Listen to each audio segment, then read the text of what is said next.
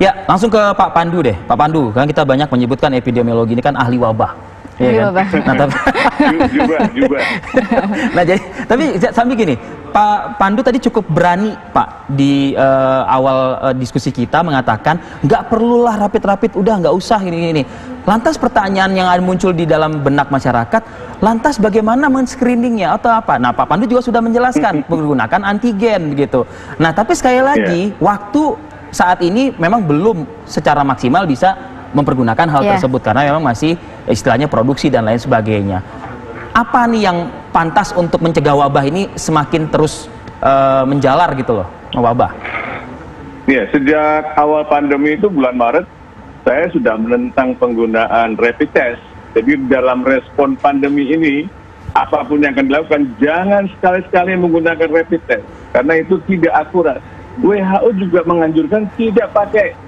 Tetapi nggak tahu kenapa negara ini menggunakan rapid test dan banyak dipakai, banyak beli, dan kemudian harus menjadi kewajiban rapid test. Kalau kecurigaan Pak Pandu apa, Pak? Karena tidak mengerti mungkin. Atau ingin mencari jalan pintas. Jadi sebenarnya adalah kita harus memperkuat kapasitas pemeriksaan PCR. Itu yang paling penting.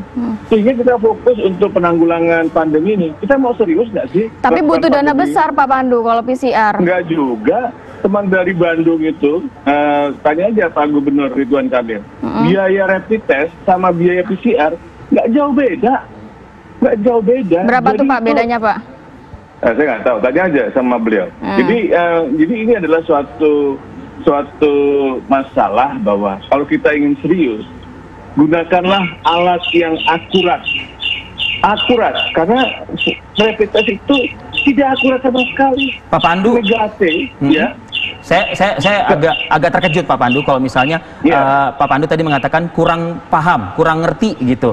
Saya yakin para penyelenggara negara ini, begitu, menteri kah itu? Belum tentu Pak. Banyak kebijakan itu karena kepanikan, karena tidak bertanya pada ahlinya. Ya, meskipun para pejabat-pejabat ini juga dikelilingi juga oleh para ahli-ahli juga begitu. Iya, tanya aja para ahlinya. Kita tanya kepada Ikatan Dokter Patologi Klinik. Itu kan jawaban sementara. Tapi kalau kita ingin menanggulanginya, seriuslah menanggulanginya dengan mesin PCR. Ya kita tingkatkan. Akhirnya kita bisa kan? Kita bisa, kita mampu. Problemnya kita mau atau tidak. Itu problem utama kita. Kita mau menyelesaikan pandemi atau kita ingin berlama-lama dengan pandemi ini. Itu menjadi masalah besar kok. Indonesia itu tergolong peringkat 97 dari 100 negara yang aman. Artinya negara itu juga banyak negara di sekitar kita melihat bahwa kita tidak serius, tidak terkoordinasi, tidak mendengarkan pendapat ahli.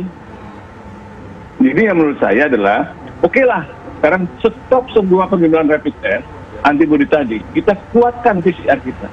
Karena kunci untuk mengatasi pandemi, untuk mencegah gelombang kedua nanti, adalah dengan pemeriksaan tes yang akurat. Kalau tidak akurat, itu akan menimbulkan kesalahpahaman dalam pengambilan keputusan. Akurat dan tidak membebani masyarakat ya? Oh iya, jangan lagi masyarakat yang sudah menderita ini dibebani hal-hal yang tidak penting. Oke. Kasihan. Oke. Mas Dani sudah jatuh ini lagi. Apalagi tadi saya mendengar keluhan harus ngantri, harus ini mahal di mana-mana. Banyak masyarakat memang banyak melakukan rapid test karena panik. Saya bilang, emang kamu ada riwayat kontak? Enggak. Kenapa? Ya saya takut saya kena. Padahal tidak akurat. Mas Dani, ya. Mas Dani deh.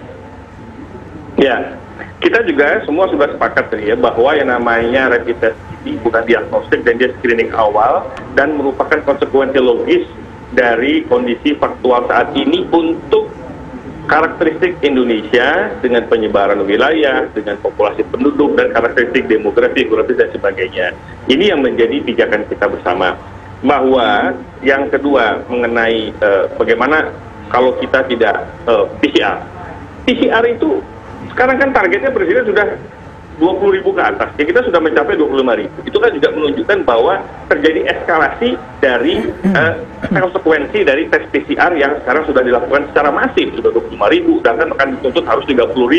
Ini kan dilakukan secara komprehensif, secara simultan ke seluruh wilayah-wilayah Indonesia, khususnya daerah-daerah zona merah dan kuning. Nah, kemudian yang ketiga, yang lebih penting lagi bahwa pengadaan alat-alat tes ini juga dilakukan dengan transparan, dengan metodologi yang paling efektif, paling efisien, dan dilakukan evaluasi dan monitoring yang ketat dari pemerintah dan lembaga-lembaga penegak hukum. Presiden telah merintahkan agar KPK, BPK, semua lembaga-lembaga negara untuk mengawasi dengan ketat penyelenggaraan ini, sehingga tidak boleh terjadi sedikit pun penyimpangan dalam kondisi yang pandemik ini. Dan yang paling penting lagi, kita juga berpikir realistis dan lihat faktanya. Angka kesembuhan di Indonesia itu sudah meningkat cukup pesat. Saat ini angka kesembuhan itu sudah 21.500 lebih loh pasien yang sembuh, 21.500 lebih pasien yang sembuh dari total 27.000 lebih yang pasien yang terkonfirmasi. Nah, ini sudah menunjukkan juga progres yang baik untuk penanganan COVID-19 di Indonesia. Kita juga melihat ada kelemahan, tentu. Ya kan, sebagai penyelenggara negara kami juga melihat kita juga tidak sempurna sebetulnya. Kita juga banyak belajar untuk memperbaiki setiap penanganan ini hari ke hari kita evaluasi lalu kita perbaiki. Yes, itu kita lakukan. Tapi di satu sisi juga harus secara jujur kita akui bahwa peningkatan pasien sembuh yang cukup signifikan angkanya juga menunjukkan betapa pemerintah sangat concern. Gugus tugas Kementerian Kesehatan, lembaga, semua concern untuk penanggulangan ini dilakukan dengan baik. Nah, jadi kita juga melakukan apresiasi nih terhadap pemerintah, terhadap tenaga medis, aparat semua yang telah melakukan memberikan dedikasi yang luar biasa dalam hal penanganan jika ada peningkatan pasien sembuh. Ini juga menjadi satu apresiasi tersendiri tentunya. Mas Dhani, kalau yang soal tadi penyelenggaranya yang nggak ngerti, nggak paham mungkin gitu, gimana Mas kira-kira Mas? Ya, kami juga melihat ya, tentu yang disampaikan oleh Pak Pandu dalam hal ini juga tidak dibilang kalau penyelenggaranya tidak paham, tentu tidak betul juga, karena mereka juga telah dibekali oleh ilmu yang juga ilmunya sama, dasar hukumnya sama, aturannya sama, hanya yang perlu diperbaiki adalah tingkat konsistensinya.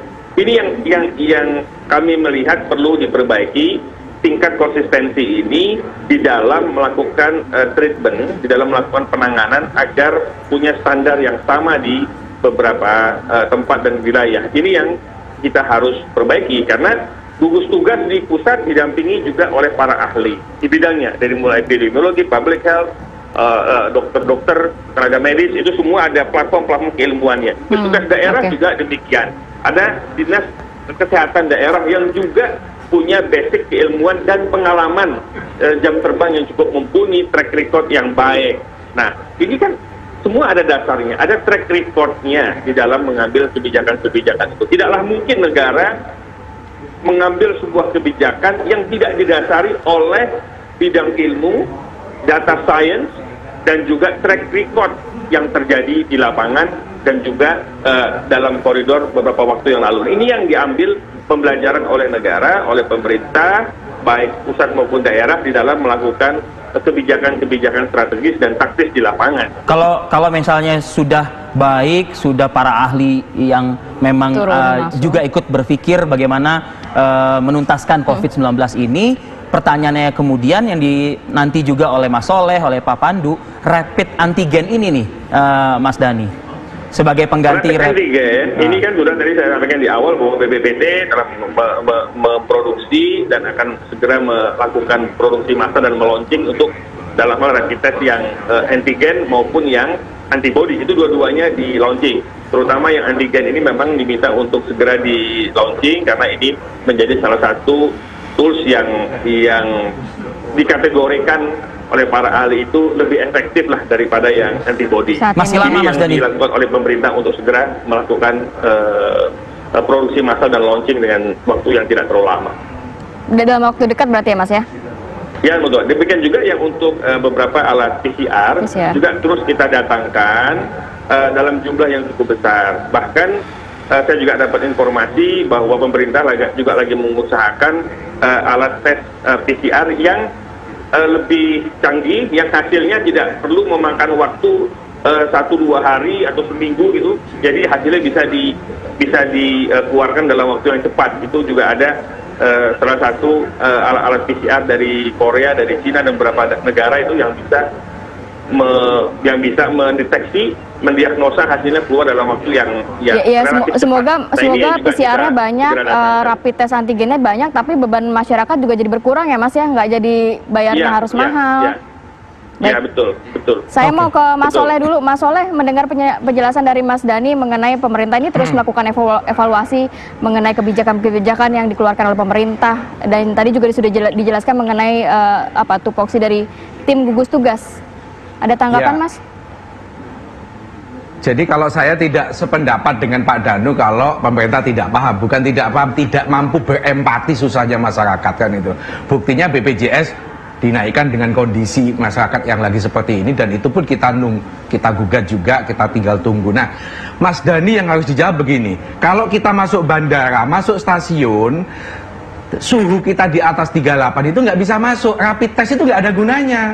Uang 300.000 menjadi percuma kalau kita masuk bandara, suhu kita itu di atas 38. Kenapa bukan tes suhu aja yang digunakan untuk mendeteksi orang ini bisa masuk bandara, orang ini sehat atau tidak gitu. Kenapa harus rapid test? Itu satu.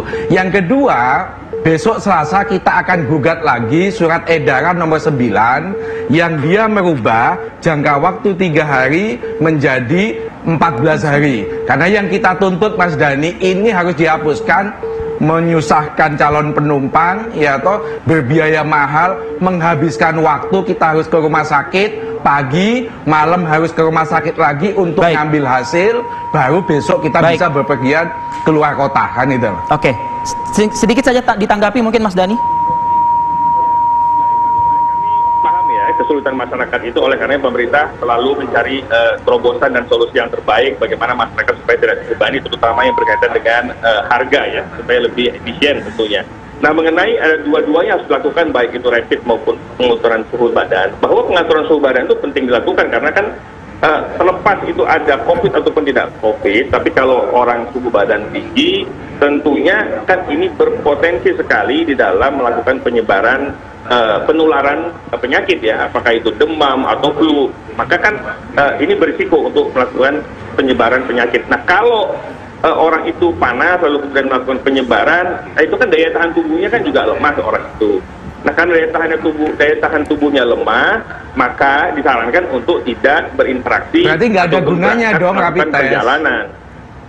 Ya, rapid test memang tidak ada hubungannya. Satu sisi itu adalah pencegahan terhadap penyebaran penyakit kalau suhu badan, ya dalam hal ini adalah demam atau flu. Di satu sisi rapid test adalah screening awal antibody yang tadi juga sudah dijelaskan oleh Pak Pandu tentang fungsinya, bahwa ini ada kelemahan ya, karena ini bukan diagnostik tentunya. Nah, oleh karenanya pemerintah kita akan mengevaluasi kan sesuai dengan masukan para pakar, termasuk masukan dari Pak Soleh tadi. Kita ya Mas Dhani, kalau sama-sama ada kelemahan, Mas Dhani, kalau sama-sama ada kelemahan bahwa rapid test itu hanya untuk ngetes antibody, tidak ada jaminan. Kenapa rapid test nggak dicabut, ditinggalkan, tes suhu aja yang dilakukan? Mungkin belum ada gantinya, belum siap dengan gantinya mungkin Mas Soleh. Orang pakai masker, physical distancing. Bukan pakai tes suhu aja. Sebelum mampu PCR tadi, pakai tes suhu. Oke. Ya, karena ini dua hal yang berbeda. Satu untuk melakukan, tadi sudah saya jelaskan kan, tadi untuk mencegah terjadinya penularan untuk penyakit ya, penyakit demamnya, supaya tidak menularkan orang lain yang menyebabkan daya tahan tubuhnya. Ya, daya tahan tubuhnya itu kan lemah kalau orang yang sakit panas kan. Nah, jadi akan berbahaya dia. Orang yang sakit panas itu bagi dirinya, dia juga akan membahayakan dirinya sendiri kalau dia berangkat. Karena kalau terjadi apa-apa juga dia daya tahan tubuhnya akan lebih mudah turun. Nah, kemudian yang rapid test tadi kan berbeda. Dia hanya sebagai screening awal, bahwa screening awal ini seperti rapid test ini tidak lagi diperlukan ke depannya kalau memang para ahli berpendapat demikian dan diuji secara empirical, data sainsnya juga demikian, maka ini tidak menutup kemungkinan, terbuka kemungkinan kalau rapid test yang antibody ini juga direview atau tidak diperlukan lagi, diganti dengan PCR ataupun yang rapid test yang antigen. Mas Dhani, faktanya sekarang dirubah, bukan dibatalin loh itu. Faktanya ini kan dirubah dari 3 hari menjadi 14 hari. Artinya tidak ada keinginan dari pihak gugus tugas, pemerintah untuk mencabut ini. Gitu loh. Ini sudah membebani masyarakat ini. Cobalah yuk turun ke terminal, turun ke stasiun, turun ke bandara itu. Bagaimana orang itu susah ke rumah sakit itu. Keluar duit mahal, 300.000. Saya kemarin di Jakarta ada orang 6 kali disuntik itu karena harus bepergian. Saya besok Selasa ini mestinya harus rapid test lagi. Tapi karena saya sudah tes rapid test minggu lalu, oh masih berlaku. Kalau itu dirubah menjadi 14 hari. Kasihan masyarakat. Baik. Terima kasih Pak Soleh. Jadi saya kira itu yang sampaikan Pak Soleh itu data faktual di lapangan itu jadi masukan yang konstruktif bagi kami ya. Saya akan sampaikan untuk bahan evaluasi ya Mas Dani ya. Gugus tugas. Kita akan sampaikan ke teman-teman di gugus tugas untuk juga melakukan evaluasi terhadap data lapangan dari Pak Soleh dan dari teman-teman tadi. Jadi itu sangat-sangat konstruktif ya Pak Soleh ya, dan kita akan segera lakukan evaluasi deh secara menyeluruh itu. Terima kasih Pak Soleh masukannya. Terima kasih Mas Soleh, terima kasih Mas Dani Amrul Ihdan, tenaga ahli utama kepresidenan. Pak Pandu Riono. Oke, makasih semuanya. Kita tunggu ya Pak Pandu sama-sama ya Pak. Iya. Oke, baik, terima kasih Pak Pandu. Semoga itu juga menjadi bahan evaluasi ya, nanti ke depan lebih baik dan juga lebih mudah untuk masyarakat. Tidak perlu lagi rapid test ya, Vi ya. Sesaat lagi kita akan mengajak pemirsa nantinya untuk melihat bagaimana aktivitas masyarakat yang hari ini berolahraga di 32 tempat yang menjadi alternatif untuk CFD. Saya ada satu pertanyaan sih soal kebijakan ini. Kenapa? Memindahkan dari dua ruas jalur Sudirman Tamrin ke 32 jalur yang lainnya atau apa?